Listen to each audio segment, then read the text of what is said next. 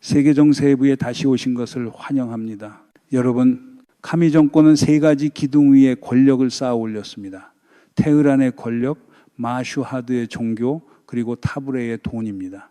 그러나 이 세 기둥은 모두 11월 열흘밤에 시작된 내전의 파도에 의해 동시에 산산이 부서졌습니다. 정권은 인터넷을 끊고 전기를 끊고 수천 명의 혁명 수비대를 풀어 민중을 탄압했습니다.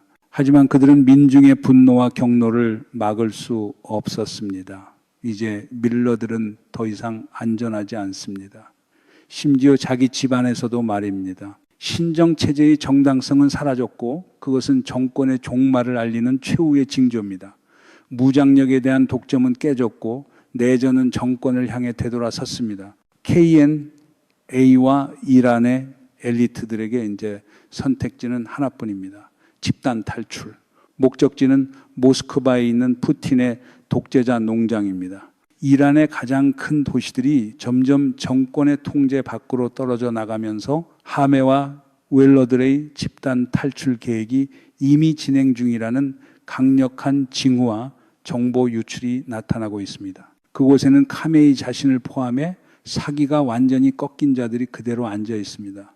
그들은 나라를 빠져나갈 준비를 하고 있습니다. 비행기에 짐을 싣고 이륙할 준비를 하며 어쩌면 그 끝은 모스크바의 부누코보 공항에서 촬영된 것으로 알려진 사진들이 소셜미디어에 퍼지고 있습니다. 그 사진들에는 건드릴 수 없다고 여겨졌던 이란 정권의 인물들과 그 가족들이 여행 가방을 들고 있는 모습이 담겨 있습니다. 정권의 공포가 전 세계에 그대로 드러난 것입니다.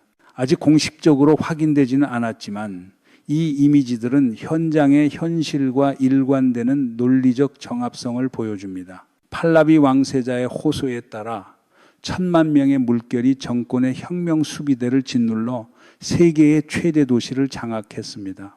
심지어 카니가 태어난 마슈하드에서도 정부 건물들이 팔라비 구호와 함께 불길에 휩싸였습니다. 정규군 병사들은 카미니가 아니라 도움을 요청한 트럼프의 사진에 입을 맞추고 있습니다. 트럼프 대통령님, 우리 군인들과 이란의 모든 국민은 당신이 우리를 구해주길 기다리고 있습니다. 우리는 또한 이란을 다시 위대하게 만들고 싶습니다. 이란 관리들에게 유럽과 걸프 국가들은 닫혀 있습니다. 남아있는 유일한 안전한 탈출로는 카스피 공중 회랑뿐입니다. 물류 데이터 또한 이 탈출 이론을 뒷받침합니다.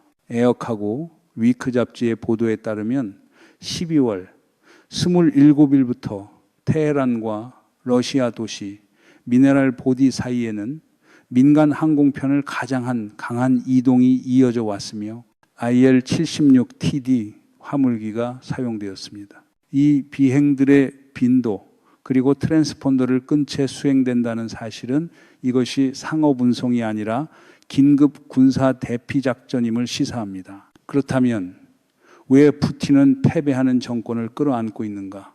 모스크바가 카메이와 그의 엘리트들을 받아들이는 것은 우정의 제스처가 아니라 차가운 이해관계의 계산입니다. 푸틴은 우크라이나에서 도망친 야누코비치, 시리아에서 궁지에 몰린 아사드에게 했던 것처럼 이란 엘리트들을 지정학적 인질로 붙잡아 두려 할지도 모릅니다. 이 전략은 이란의 핵 비밀이 서방의 손에 넘어가는 것을 막는 동시에 약탈된 자산의 몫을 챙기려는 목적 위에 서 있습니다. 모스크바는 다시 한번 독재자 클럽의 마지막 피난처 역할을 하고 있습니다. 정권 최상층의 도덕적 붕괴는 더욱 깊습니다. 수년 동안 대중에게 서방은 악마라고 설교해온 엘리트들이 뒤에서는 파리의 변호사들에게 수백만을 쏟아붓고 프랑스와 영국에서 망명을 모색해왔다는 보도가 나옵니다. 의회의장 갈리바스와 전 대통령 루하니의 가족이 제출한 비자 신청은 이 위선과 정권 붕괴의 가장 분명한 증거입니다. 타임스가 입수한 정보 보고에 따르면 카메이의 플랜 B는 보안군이 통제력을 잃었다는 것이 분명해지는 순간 즉시 가동되도록 설계되어 있었습니다. 아들 모자바와 가장 가까운 20명의 팀과 함께 출국할 준비를 해왔다는 사실은 정권이 사실상 끝났고 이제는 시간 문제일 뿐이라는 자백입니다. 정권이 무너지면 도망치는 것은 사람만이 아닙니다. 부도 도망칩니다.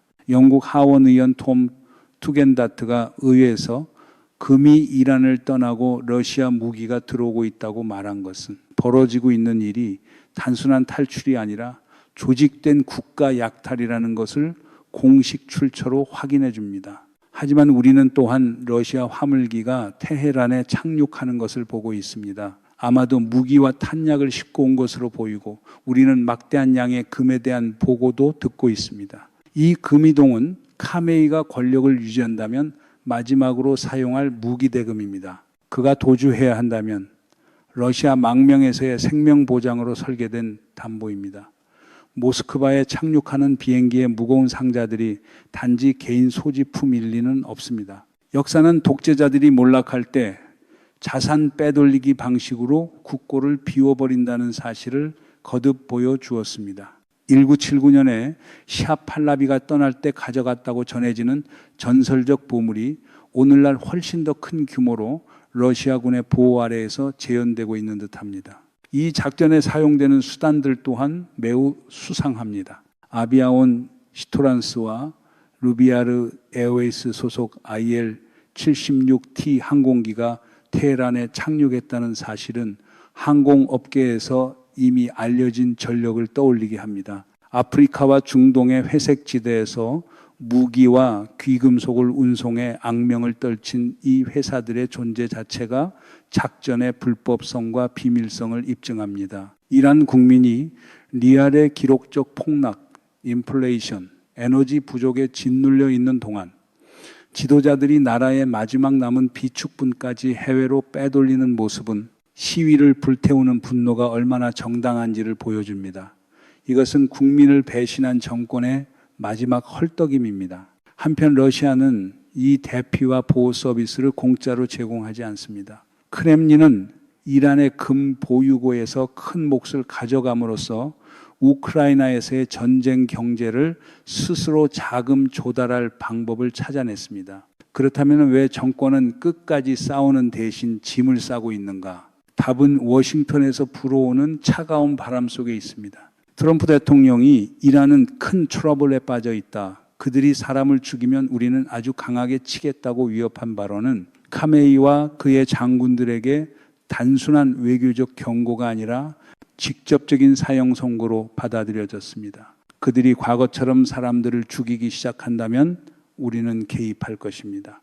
우리는 그들이 가장 아파하는 곳을 아주 강하게 칠 것입니다. 트럼프가 직접 전장에 뛰어들지 않더라도 가장 아픈 곳을 때리겠다고 한 말은 정권 엘리트들에게 카슴 술라이마니 방식의 표적 제거 공포를 되살렸습니다. 구체적인 군사 움직임도 이 공포를 키우고 있습니다. 월스트리트 저널이 유출한 대규모 공습 계획은 미국이 군사 인프라가 아니라 정권의 지휘 구조 자체를 직접 겨냥할 수 있음을 시사합니다. 더 중요한 것은 베네수엘라 지도자 마두로 체포작전에 관여했던 델타포스 요원들이 중동으로 재배치되었다는 정보 보고입니다. 이것은 휴메인이 테헤란의 벙커에 머무르는 것이 곧 자살에 가깝다는 뜻이 됩니다.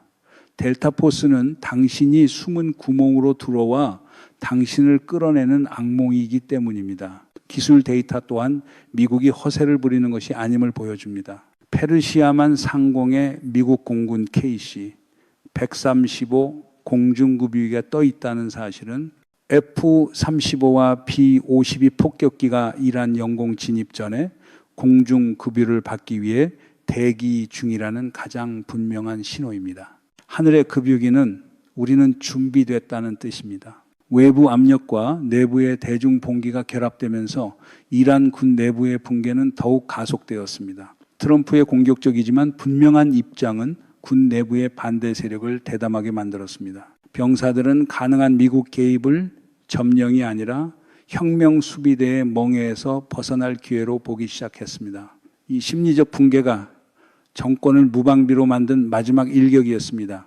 테헤란 궁전의 붕괴는 이란 내부 문제에 그치지 않습니다. 그것은 전 세계적 지정학적 지진입니다. 이 붕괴가 만들어내는 쓰나미는 모스크바에서 베이징까지 모든 균형을 쓸어버릴 힘을 지닙니다. 첫 번째 도미노는 러시아입니다. 블라디미르 푸틴은 우크라이나에서의 소모전에서 치명적 실수를 저질렀습니다. 그는 자국 방위 산업의 부족함을 이란산 값싼 탄약으로 메우려 했습니다. CSIS 분석가들이 지적하듯 러시아가 우크라이나 도시들을 공포에 빠뜨리는 데 사용하는 샤헤드 136 자폭 드론은 모스크바 자체 생산품이 아니라 테헤란에서 온 완제품 해결책입니다. 카스피해를 가로지르는 그 유령 함대의 뿌리는 러시아 군대의 생명줄입니다. CNN과 OSN 분석가들은 위성 이미지로 드러난 바와 같이 이 선박들이 트랜스폰더를 끈 채 지속적으로 무기를 운반한다고 폭로했습니다. 이란 정권이 무너지면 그 배들은 카스피 항구에서 녹슬어 버릴 것입니다. 샤헤드의 흐름은 모스크바로 끊깁니다. 그렇다면 이것은 무엇을 의미하는가? 러시아의 값싼 공군은 하룻밤 사이 사라질 것입니다. 우크라이나 방공망을 포화시키는 전술은 붕괴할 것입니다. 더 중요한 것은 알라부가 지역의 러시아 무인기 조립 공장들이 이란산 핵심 부품 부족으로 가동 중단 위험에 처한다는 점입니다. 러시아가 자체 생산할 수 없는 광섬유 케이블부터 특수 엔진 부품에 이르기까지 이 전체 사슬이 끊기면 푸틴의 전선 눈은 멀게 됩니다. 이것은 전선 화력을 짓누를 물류 재앙입니다. 더 나쁜 소식은 로이터의 특별 보도에 따르면 이란이 러시아에 수백 기의 탄도미사일을 공급하고 있다는 점입니다. 이 수도꼭지가 잠기면 러시아의 포병과 미사일 부대는 우크라이나 전선에서 전략적 실명 상태에 빠질 것입니다. 주요 공급자의 파산과 함께 푸틴의 지속 가능한 전쟁 능력은 멈춰설 것입니다. 러시아 군대에게 이것은 전선의 탄약 부족이 아니라 물류 심장 마비입니다. 크렘린은 우크라이나 깊숙한 곳을 타격할 미사일을 더 이상 찾지 못할 것이며 방어선은 종이처럼 무너질 것입니다. 두 번째 큰 충격은 중국 경제와 베이징의 에너지 안보 교리에 타격을 줄 것입니다. 베이징은 수년간의 대이란 제재를 자기 기회로 바꿔왔습니다. 모두가 사기를 두려워하던 이란산 석유를 시장가보다 20%에서 30% 낮게 사들이며 거대한 이익을 챙겼습니다. 블룸버그 데이터에 따르면 중국은 이란 석유 수출의 90%를 혼자 흡수합니다. 이는 중국 산업에 보조금 같은 에너지를 제공해 왔다는 뜻입니다. 그러나 정권이 바뀌고 이란이 세계 체제에 통합되면 이 방정식은 산산이 무너질 것입니다. 제재가 해제되면 친서방 또는 중립의 세이란 정부는 석유를 유럽이나 인도의 자유시장에서 진짜 값으로 팔 것입니다. 중국의 할인 연료 파티는 끝납니다. 이 갑작스러운 에너지 비용 상승은 이미 취약한 중국 산업의 인플레이션 폭발을 촉발할 것입니다. 더 나아가 중국과 이란의 25년 400여억 달러 규모 전략 합의는 즉시 거대한 매몰 비용이 될 것입니다. 베이징은 중동에서 가장 큰 전략 투자를 잃게 됩니다. 지역 테러 네트워크 측면에서 헤즈볼라와 후티는 이념 운동이라기보다 테헤란의 급여를 받는 직원들에 가깝습니다. 보십시오. 이것은 예측이 아닙니다. 데이터에 근거한 사실입니다. 윌슨 센터 보고에 따르면 헤즈볼라의 연간 예산의 70% 이상, 약 7억 달러가 이란에서 직접 나옵니다. 이 흐름이 멈추는 순간, 즉 테헤란의 중앙은행이 멈추는 순간 남부 베이루트의 무장대원들에게 급여를 지급하는 것은 불가능해집니다. 물류 지원은 끊깁니다. 탄약은 보충되지 않습니다. 용병 군대에게 충성은 마지막 수표가 지급된 날 끝납니다.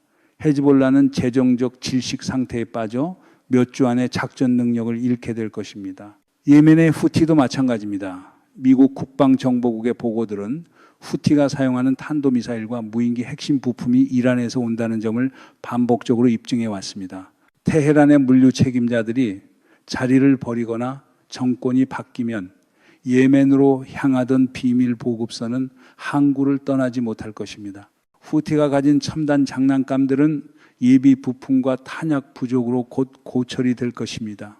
후티의 홍해 공포 통치는 근원이 마르면서 끝날 것입니다. 그리고 동전의 다른 면에서 세계 무역은 다시 숨을 쉴 수 있습니다. 이란 정권이 수년 동안 호르무즈 해협과 바부엘 만데부 같은 세계 무역의 생명줄을 직접 점령한 것은 아니지만 대리 세력과 비대칭 위협을 통해 사실상 그것들을 인질로 활용해 왔습니다. 홍해에서의 후티의 상선 공격은 보험료와 운임을 폭등시켰습니다. IMF와 세계은행의 평가에 따르면 컨테이너 운송 비용은 짧은 기간에 3배에서 4배로 뛰었고 배송 시간은 몇 주씩 늘어났습니다.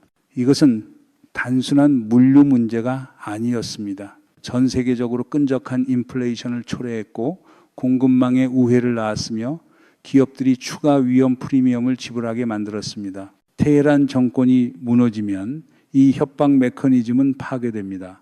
후티의 바다에서의 비대칭 압박이 끝나면 수에즈와 홍해 항로는 다시 예측 가능해집니다. 보험료는 내려갑니다. 선박들은 희망봉을 돌아갈 필요가 없어지고 연료와 시간 손실이 줄어듭니다. 이는 운송비를 낮출 뿐 아니라 세계 인플레이션 바스켓에서 운송 항목을 낮출 것입니다. 저스트 인타임 생산이 다시 가능해지고 무역에서의 위험 가격 책정이 줄어듭니다. 더 전략적인 차원은 워싱턴의 장기적 지경학 설계에 있습니다. 백악관이 발표한 인도, 중동, 유럽 경제회랑은 인도 상품을 걸프와 동지중해를 통해 유럽으로 연결하려는 대체무역 등뼈입니다. 이란 관련 불안정은 이 회랑에서 가장 큰 지정학적 단절 중 하나입니다. 이 단절이 제거되면 인도발 화물은 아라비아 반도를 통해 유럽 시장으로 매끄럽고 안전하게 흐를 수 있습니다. 이것은 단지 무역 시간을 줄이는 문제가 아닙니다. 중국의 1대1로 구상에 맞서기 위한 고표준의 안전한 동맹 기반 경로를 구축하는 의미이기도 합니다. 이란의 해방은 세계 무역로의 해방입니다. 게임은 끝났습니다. 보시는 것처럼 테헤란 거리의 불길은 독재자의 자리만 태운 것이 아닙니다. 모스크바의 드론 공장, 베이징의 에너지 계산, 중동의 테러 네트워크까지 한꺼번에 불태워버렸습니다. 카르몬과 그의 엘리트들은 금을 챙겨 도망칠 수는 있겠지만 역사의 심판에서 도망칠 수는 없습니다. 그들이 러시아로 피신한다는 사실은 푸틴의 강함이 아니라 약함을 증명합니다. 그것은 독재자 클럽이 더 이상 권력의 중심이 아니라 난민 캠프가 되었다는 뜻입니다. 샤 팔라비는 옳았습니다. 트럼프는 경고를 던졌고 이란 국민은 최종 판결을 내렸습니다. 세계는 이란이 없는 악의 축, 테러 없는 중동, 그리고 자유로운 테헤란을 향해 깨어나고 있습니다. 이것은 단순한 정권 교체가 아닙니다. 지정학적 체스판에서의 체크메이트입니다. 오늘 방송은 여기서 마무리하겠습니다. 여러분의 댓글과 의견을 늘 기다립니다. 안녕히 계십시오. 다음에 다시 뵙겠습니다.